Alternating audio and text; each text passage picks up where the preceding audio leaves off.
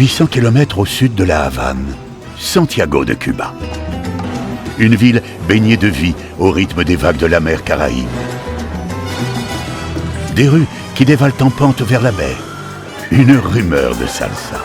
Des habitants réputés pour leur sourire. Une odeur de café. Voici le quartier français qu'on appelle toujours Tivoli. Ici, le temps s'est arrêté dans les années 50. Dans ce pays où l'éducation et les transports sont encore gratuits, la population vit tant bien que mal. Malgré les difficultés du quotidien, un vent d'optimisme souffle sur Santiago. Adossées à la ville, les montagnes de la Sierra Maestra, berceau de la Révolution et du café.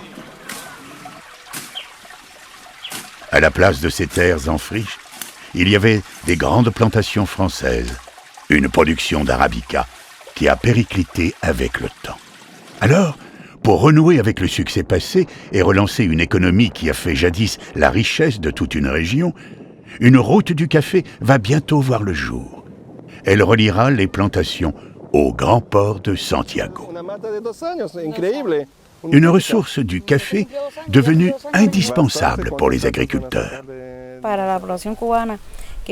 la production cubaine, il faut continuer à travailler dur, tout donner pour améliorer notre Cuba qui est bloqué, continuer à aller de l'avant, que tout soit fait parfaitement, que tout le monde aille bien et que nous continuions.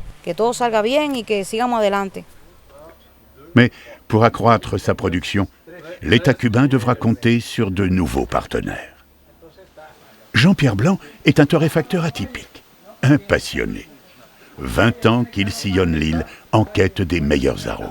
Le café, c'est une relation d'amour, c'est une relation historique, avec ses côtés un peu troubles aussi pendant la période de l'esclavage, mais c'est aussi ce qui fait le bonheur économique d'une population. Ici à Santiago, ça a été le premier producteur de café au 19e siècle, et donc c'est à partir de ce développement économique que la culture du café imprègne toute l'histoire du pays. Une renaissance symbolisée aujourd'hui par la Fraternidad. Une ancienne plantation créée il y a plus de 2 siècles par les Français ayant émigré dans la région. Une restauration à l'identique. Se souvenir que Cuba était sur la carte du monde. L'histoire récente a fait que Cuba est un petit peu sorti de cet écran.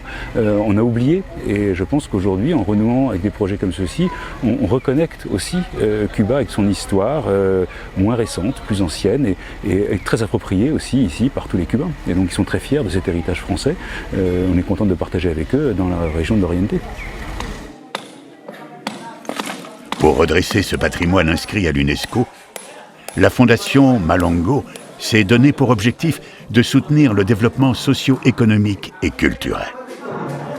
Pour réhabiliter ce que disent les paysans sur place, c'est qu'on a besoin de replanter du café dans cette zone, on a besoin de replanter du café de qualité, on a besoin de vivre à la fois du tourisme, à la fois de notre produit café, à la fois de nos cultures vivrières.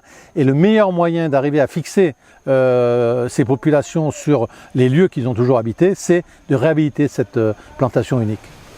Okay. La Sierra Maestra, cet ingénieur agronome y croit aussi. Ici, il a trouvé l'un des meilleurs cafés du monde. Quelle est la différence du café cubain? Qu'est-ce qu'il a de plus que les autres? Le café cubain, c'est un café qui est bio depuis 25-30 ans, voire plus. C'est une terre qui, ça fait plusieurs dizaines d'années qu'elle n'a connu pas de produits chimiques. On pouvait considérer que c'était un retard à une certaine époque, mais il se retrouve qu'aujourd'hui Cuba se retrouve en avance, puisque l'ensemble du territoire caféier ici est biologique. Donc ça nous fait un café de très bonne qualité. Vous voyez qu'en plus on a une très bonne productivité parce que la terre est très riche. On a un sol très riche, donc une bonne productivité, une très bonne qualité, tout bio depuis des décennies. Donc bravo pour votre travail, félicitations. Un café à la française qui incarne plus que jamais la culture cubaine.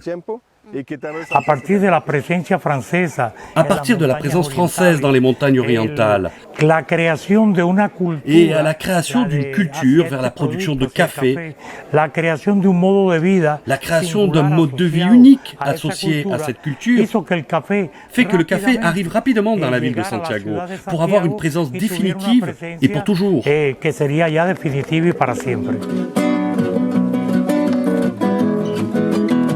Une nouvelle ère débute à Cuba. L'île, désormais engagée sur la voie de l'ouverture, après plus d'un demi-siècle d'isolement, avance à tâtons.